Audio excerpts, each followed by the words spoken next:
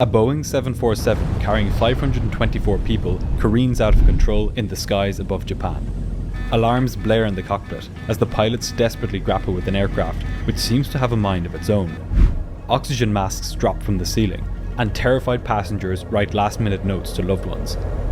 What has caused the massive tail to explode off the aircraft, and will the pilots be able to coax their stricken plane back to the airport? This is the story of Japan Air Flight 123. On the evening of August 12, 1985, 509 passengers and 15 crew boarded a Boeing 747 operated by Japan Airlines at Tokyo's Haneda Airport. They were bound for Osaka, about an hour to the southwest. This route was one of the busiest in Japan, with thousands of people making the journey up and back every day. And on this day, Flight 123 was full to the brim. It was the beginning of the Japanese holiday season of Obon, and many of the passengers were making their annual trip back to their hometowns. They were not to know, as they stepped on board that evening, that the aircraft they were flying on was hiding a critical weakness, one which had been growing like a cancer for years, completely undetected. Today, just minutes after takeoff, it would reach breaking point. For the pilots, the flight was something special as well. Sitting in the captain's seat was 39-year-old First Officer Yutaka Sasaki. He would be acting as the captain for this flight, under the watchful eye of the flight's actual captain. With just under 4,000 hours of total experience to his name, Sasaki was being promoted to captain on the 747, having been first officer on it for the last 6 years. On this, sitting to his right and supervising him was 49-year-old veteran captain Masami Takahama. Takahama had been flying since 1966, in which time he had accumulated over 12,000 hours of flying experience. By this point, he had been flying the 747 for over a decade. And sitting behind the pilots at the flight engineers station was the third crew member, 46-year-old Hiroshi Fukada. Fukada had logged almost 10,000 flight hours in his time as a flight engineer and was highly experienced on the 747, having amassed almost 4,000 hours at this seat. Fukada had been flying all day. This was his third flight on this aircraft this evening. The other two pilots had joined him for this flight after swapping out with the previous crew. With this experienced crew, the passengers could not have been in safer hands. However, the emergency, or rather emergencies, that they would face on this day were something that the crew had never been trained for. At 6:05 that evening, Flight 123 pushed back from the gate at Tokyo. It was a sweltering summer evening, and thunderstorms had been hammering the country all day. To avoid them, the pilots would be flying a bit south of their usual route, over the sea. This flight would be a short one, so short that almost as soon as it reached its cruising altitude of 24,000 feet, it would begin descending again. At 6:12, First Officer Sasaki lined the aircraft up with the runway and applied takeoff power. Within moments, the massive jet and its 524 passengers and crew were airborne. Flight 123 climbed out over Tokyo Bay and made a slow turn to the right towards Osaka. For the first few minutes, all went to plan. As the plane climbed, it began to pressurize. Air brought in by the engines was being fed into the cabin, so that the aircon was greater than the pressure outside. As the plane climbed and the air outside got thinner, the pressure difference between the air inside the cabin and the air outside the cabin grew greater and greater. The thin aluminium skin of the plane stretched ever so slightly as the air inside pressed against it.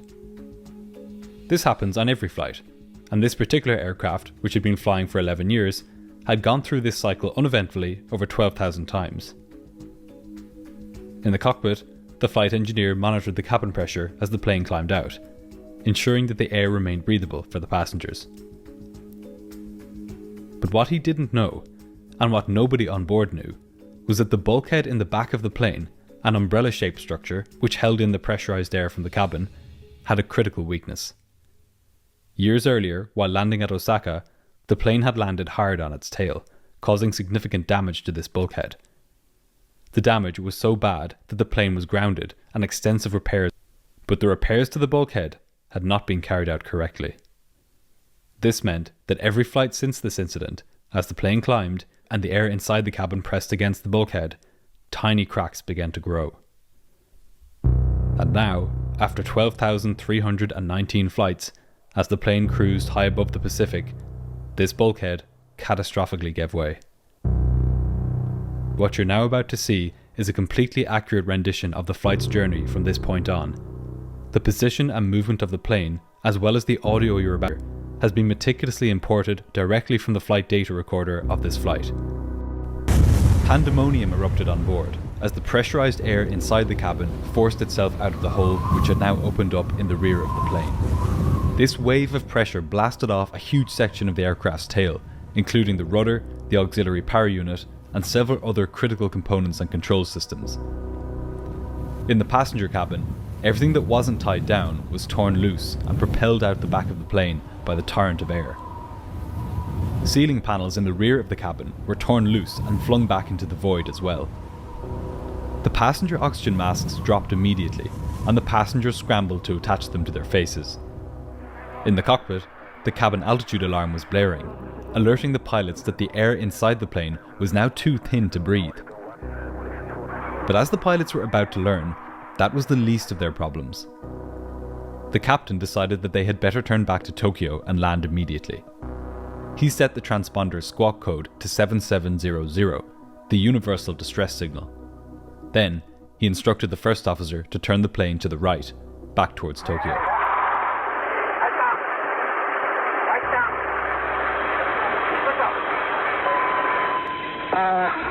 Okay, it's been 1, 2, 3, we've got some immediate request turn back to Roger, approve as requested. Roger, you want right or left arm? Right heading 090, relative to Toshima. But as the plane turned to the right, it started banking way too steeply.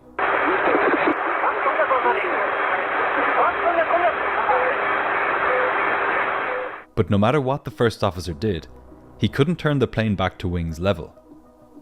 This pointed to an extremely concerning possibility. It suggested that the hydraulic systems, which powered the plane's flight controls, had lost pressure. The flight engineer watched in horror as all hydraulic systems bled out.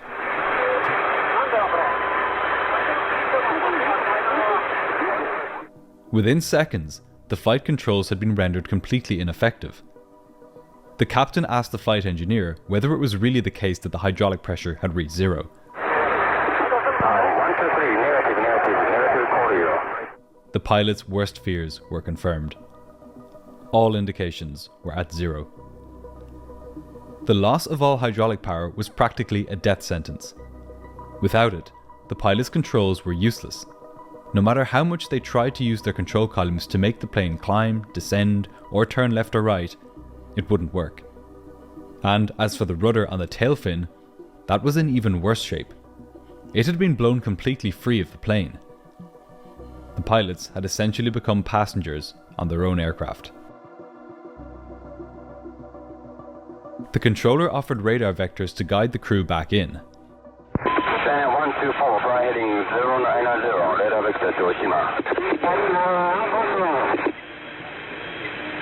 Ground control, roger, understood. For air traffic control, this was the first sign that this was a serious emergency. This wasn't just a plane returning with a faulty engine or a sick passenger. It was out of control. Normally, a plane's tail fin or vertical stabilizer acts like the fins on an arrow or a dart, stabilizing its path through the air. Without it, Flight 123 began to swing from side to side like a falling leaf, in a phenomenon known as Dutch roll. This was a nauseating movement for the passengers, many of whom began to feel ill, on top of the terror from the decompression. And with the rudder now gone from the aircraft, the pilots had no way to stop this motion. But this side-to-side movement was not the only control problem the pilots had. Without hydraulic power to move the plane's elevators, the pilots could no longer control the pitch of the aircraft. As a result, the plane began to enter a terrifying roller coaster cycle. First, it pitched up and began climbing. But as it climbed, it lost speed and began to pitch back down and descend. Then, as it descended, it gained speed and began pitching back up again. This sickening cycle is known as phugoid motion, and it continued unabated, with the plane gaining and losing thousands of feet with every cycle. For the passengers, this was like something out of a nightmare. It was clear that the plane was, in the most fundamental sense, out of control. Many began writing notes to loved ones. The flight attendants rushed around the cabin, instructing the passengers on how to use the oxygen masks, while stopping to take breaths from the few spare masks hanging from the ceilings. This picture was taken by one of the passengers on board. The chaos in the cabin rings through. Here, you can see a flight attendant taking oxygen from one of the spare masks. Incredibly, in the cockpit, the pilots still hadn't donned their oxygen masks. They were so focused on trying to regain control of the plane that they didn't even think to do this. But now, hypoxia was beginning to set in, and at their altitude of 24,000 feet, there is only about 1/3 as much oxygen as there is at ground level. The pilots' focus was narrowing, and their ability to think critically was becoming impaired. Over the next few minutes, discussion between the crew members became increasingly sparse. Tokyo Air Traffic Control called the flight, but the pilots were so mentally overloaded from the emergency and from hypoxia that they didn't respond to the controller's calls. The rest of the air traffic in the area continued on as normal, receiving their instructions from air traffic control to climb, descend, and change headings. High above the Japanese countryside, the pilots of Flight 123 and their more than 500 passengers were on their own. There was, however, one part of the plane which the pilots could still control: the engines. So the question was, how would they be able to use just the engines to control the movement of the plane? In theory, the pilots might be able to dampen the up and down motion of the plane by manipulating the engine power at just the right moments in the cycle. They could try to stop it from climbing too much by reducing the engine power as the plane entered a climb, and then increasing it again as the plane began descending. With a bit of trial and error, the pilots could try to get the timing just right, and get the plane to fly within a much narrower range of altitudes. Once the pilots could stabilize the plane's altitude, they could then start thinking about ways to dampen the incessant and sickening rolling motion of the plane.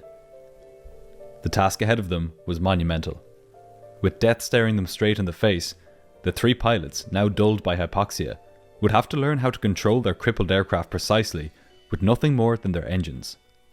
Their training on the 747 was extensive, and between them they had decades of flying experience. But this is anything they had ever encountered. As the pilots tried their hands at this new way of controlling the plane, Tokyo Air Traffic Control chimed in with some options. Alright, just release 72 miles to Nagoya. Yeah, can you run to Nagoya?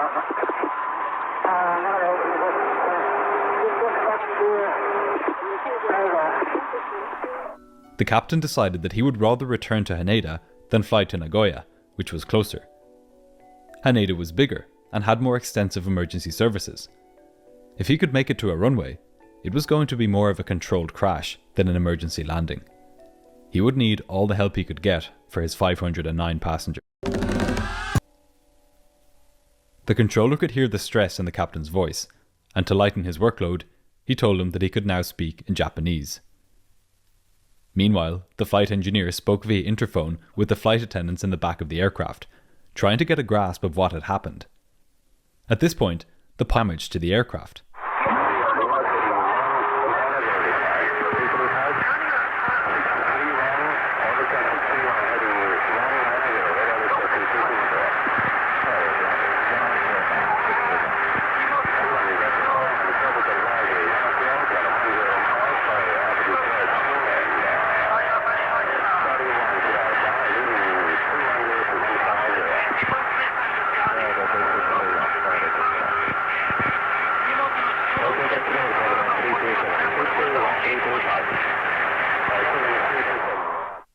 The stewardess told the flight engineer that the back of the plane had been damaged and that a baggage compartment had collapsed.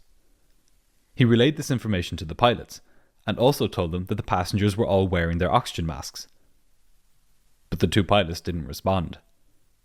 By this point, they were hypoxic and so overloaded from their desperate attempts to control the plane that they couldn't process what he was saying. Their situation would have been dire even without hypoxia, but with it, it became nearly hopeless. The human brain makes up just 2% of the body's weight, but it uses 20% of its oxygen, and the brain area most sensitive to a reduction in oxygen supply is the cortex, the thin layer of cells on the brain's surface. This part of the brain is responsible for higher order functions like problem solving and carrying out complex tasks. In other words, exactly the kinds of things the pilots needed in this emergency. The flight engineer continued to try to get through to the captain, pressing him on the need to start an emergency descent.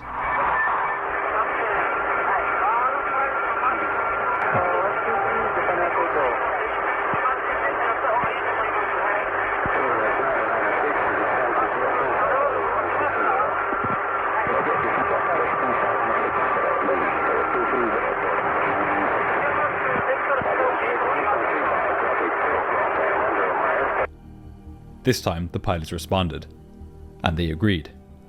They needed to put on their oxygen masks and start descending immediately. But this is not what happened. Unable to think clearly, the crew continued their fruitless battle with the aircraft's controls. But on one front, they had made some progress. By carefully timing their movements of the thrust levers, the pilots had managed to dampen the severe phugoid motions of the plane. It was still following the up-down cycle, but not as dramatically as before.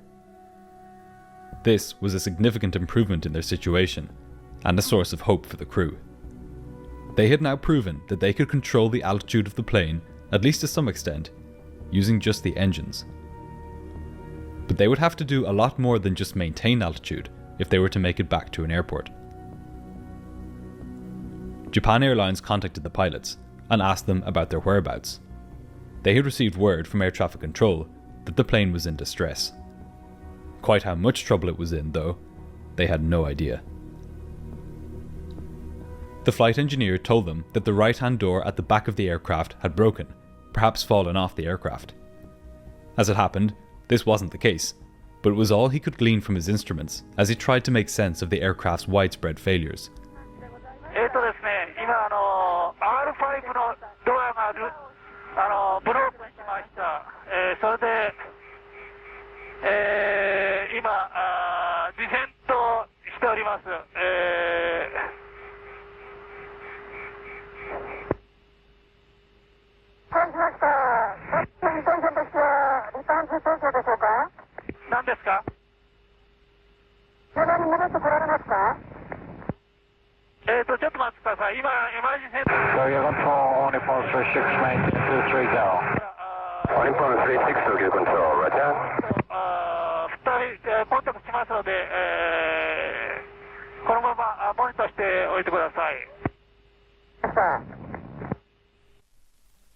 But at that moment, the flight was not in an emergency descent. In fact, it hadn't descended at all.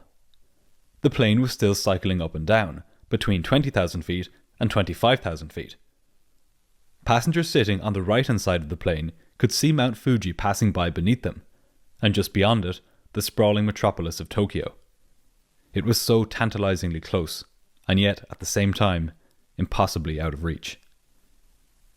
If the crew were going to get back to the airport, they would need to descend.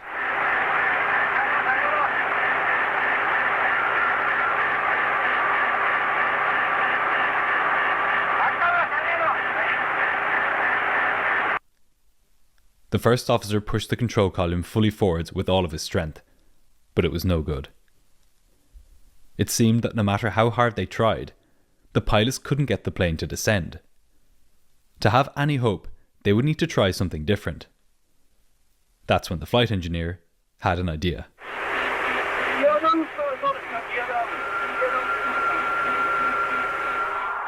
It was a good idea.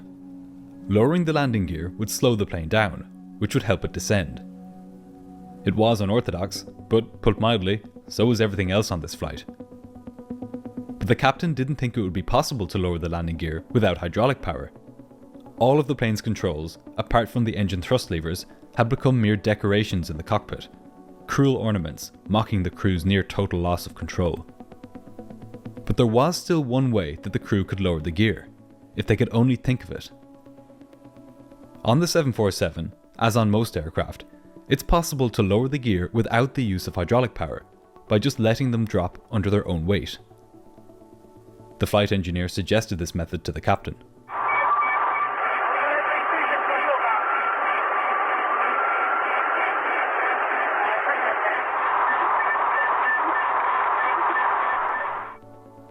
The captain wasn't sure if he wanted the gear lowered just yet. He and the first officer had been trying for minutes to stabilise the plane's flight path, and against the odds, they had achieved some level of success here. By lowering the gear, they would risk throwing all of that progress out the window. But in the end, the captain knew they had no choice. They would have to lower the gear at some point anyway, so why not now? The pilots tried the alternate gear extension method. Slowly, but surely, the 747's massive landing gear began to drop into the slipstream. A few moments later, they were down and locked into place. But aerodynamically, the results were mixed. On one hand, the up and down motions of the plane had lessened somewhat. However, the Dutch roll had gotten stronger. Whatever the pilots did, it seemed as if they could only smooth out one axis at a time, either the vertical or the horizontal, but not both. It was beginning to dawn on them that their situation might be hopeless. But they continued fighting. Now, they were going to attempt to use the engines to steer the plane back to Tokyo. The first officer pushed the engines on the left side of the plane to high power and kept those on the right side at a lower power. The plane continued swaying from side to side, but gradually it swayed over to the right, back towards the city. As the giant plane made its turn, Tokyo Control tried to contact the crew. Channel 123, Channel 123, Tokyo Control. If you read me, ident, please. But nothing the controller could possibly say could even come close to mattering at this point. Early on in their training, pilots are taught the phrase aviate, navigate, communicate. This is the order of importance when flying a plane, and the pilots of Flight 123 were barely able to do the first of them, aviate. Communication with the ground was the last thing on their minds. The captain told his colleagues to ignore the controller and focus on flying the plane.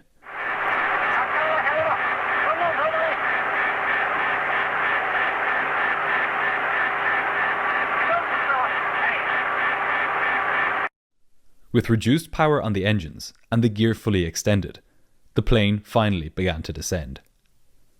For the first time since leaving Tokyo, the plane had now dipped below 20,000 feet. A few more thousand feet, and the air would have enough oxygen for the pilots to breathe. By this point, they were physically and mentally exhausted, and in their hypoxic state, they didn't think to switch which thrust levers were producing high power in order to stop the turn when they started to point towards Tokyo. Rather than switching them around and pushing the right-hand engines to a higher thrust setting, they had simply reduced thrust to all of the engines. The turn they had started with the intention of heading back to Tokyo now simply continued all the way around. In the cabin, the passengers' oxygen supply was beginning to run out. If the pilots couldn't get the plane down to 10,000 feet soon, they too would become hypoxic. On the ground, shocked onlookers watched as a 747 careened through the sky above them. Some people took photos of the aircraft. Despite the graininess of these two photos, the missing tail is clearly visible. It was obvious, even from the ground, that this aircraft was in extreme distress. But the only ones who could do anything about that were the three men in the cockpit, and even they were barely hanging on. As the plane descended, the amount of oxygen in the air slowly began to rise. Gradually, the pilot's mental capacity returned. Mere reflex and half-conscious reaction